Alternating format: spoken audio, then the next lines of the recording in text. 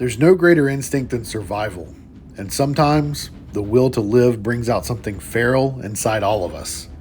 Today we're diving into Feral issue number 3, the newest chapter in Tony Fleece and Trish Forstner's intense series about survival, instincts, and the cost of staying alive.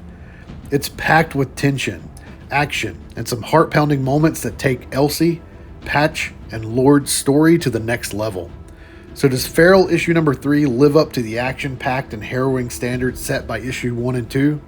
Stay tuned to find out.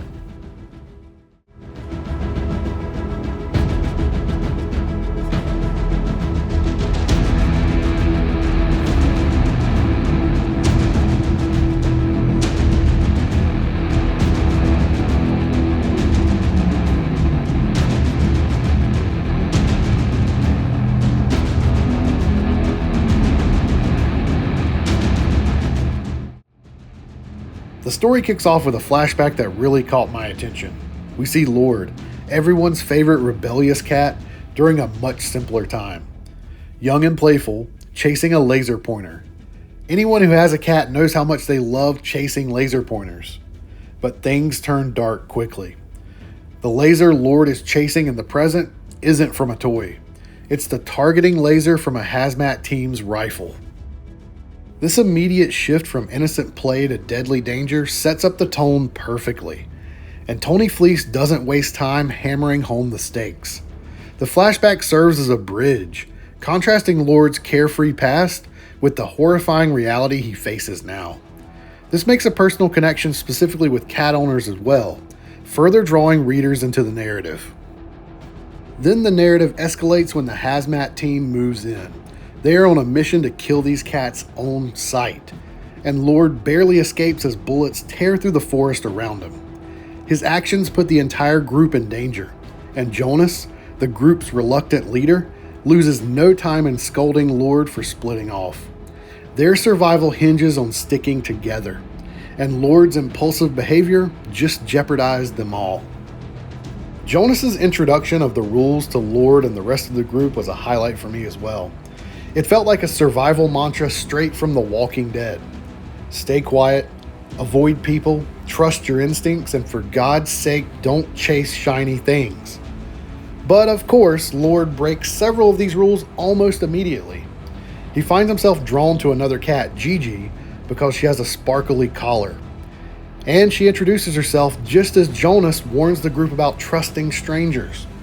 So the tension builds as Jonas questions Gigi's story, but their conversation is cut short when a pack of infected foxes shows up. Now, the writing in this next scene is fantastic. Lord, who's been the weakest link of the group so far, steps up to distract the foxes and lead them away. It's a refreshing shift in his character arc, and the moment where he takes charge, sacrificing himself to save the group, is a major payoff. The action here also moves at a breakneck speed as our cats run for their lives from the group of foxes.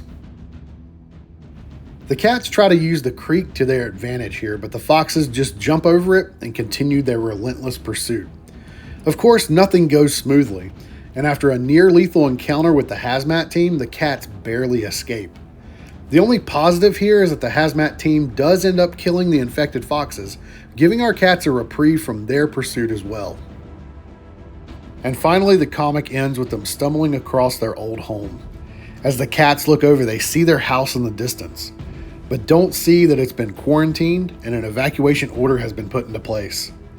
On a tree nearby, a poster reads, "Effective immediately. All residents of Creek County must evacuate your residences. Lysovirus/rabies infected or exposed residents must report to the Quarantine Command Center at North Middle School. Unaffected residents proceed to the Creek County Community Center on North 23rd and Center Avenue. Do not bring pets.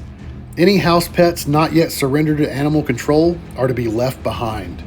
Creek County residents who endanger other citizens by smuggling infected or pre-infected animals will be prosecuted to the fullest extent of the law." Tony Fleece has expertly crafted a conclusion for this issue that gives us a lot of context for what's been going on and leaves a few narrative breadcrumbs for us to consider. Were the cats surrendered to animal control by their owners? Is this outbreak much more widespread than we were initially told? Is everyone gathering at North Middle School? Is it even safe there for pets? These are all questions that leave me eagerly awaiting getting my hands on issue number 4. Again, Tony Fleece does an excellent job pacing this issue, hitting all the right narrative beats and including some background information on our characters as well, while establishing more lore surrounding what is actually going on in Creek County. This is another masterfully written issue of Feral. Visually, this issue is a feast for the eyes. Trish Forstner, Tone Rodriguez, and Brad Simpson continue to deliver stellar work, starting with the striking cover art, Elsie cowering beneath a rabid, blood-stained wolf. It sets the mood immediately, but when you open the issue and see the playful, carefree Lord in a flashback, it's this stark contrast that pulls you in emotionally. Forstner does an incredible job of portraying movement and urgency, especially in the action scenes in this comic. When the hazmat team shows up, we get a kinetic, fast-paced sequence with Lord leaping through the air as bullets fly, trees splinter, and chaos erupts. The hazmat team is a menacing force in this issue, shrouded in shadows, their laser sights cutting through the dark forest like a warning. It's an effective contrast between the cats, who are expressive and emotive, and the cold, faceless danger the hazmat team represents. Simpson's use of color also stood out to me.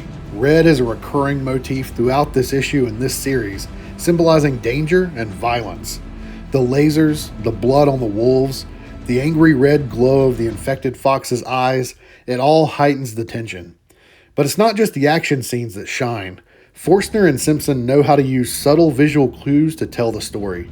Flashback scenes have softer, muted colors with feathered edges on the panels, creating a dreamlike atmosphere that contrasts sharply with the harsh, vibrant colors of the present-day danger. It's a brilliant technique that instantly lets you know where you are in the timeline and sets the emotional tone. One of the standout moments in this comic is when the foxes corner the cats. Forstner uses wide, establishing shots to show the fox's dominance, looming above the cats, and then zooms in on the terrified expressions of our main characters. The shift between wide shots and close-ups adds a cinematic feel to the scene, making the threat feel immediate and terrifying. And when the hazmat team arrives, the chaotic gunfire and relentless pursuit are presented in such a visceral, impactful way that you can feel the panic setting in. And really, the visuals are on another level here. The tension in every frame, the contrast between the soft, nostalgic moments and the hard, brutal reality of the present, it all works to pull the reader deeper into the story. Feral issue number 3 is a masterclass in pacing, storytelling, and visual intensity. Tony Fleece continues to build on the character dynamics we've come to care about, with Lord finally stepping up and taking on a more active role for the group's survival. The action is non-stop, the stakes are higher than ever, and the emotional beats hit hard, especially in those moments of quiet fear and uncertainty. Visually, Trish Forstner, Tone Rodriguez, and Brad Simpson knock it out of the park. The contrast between the past and the present, the use of color to symbolize danger, and the explosive cinematic approach to action all make this issue a standout for the series. From the hazmat chase with Lord to the final revelation of the quarantine house, everything about this issue feels amazing. If you enjoyed this review, make sure to like this video, subscribe to Comic Drops for more comic book content, and comment below with your thoughts on Feral issue number 3. Do you think Lord will continue to grow as a leader, or do you think his reckless behavior will put the group in even more danger? What about the situation surrounding the outbreak? Let me know what you think in the comments below. Thanks for watching, and I'll see you in the next video where we'll discuss Feral issue number 4.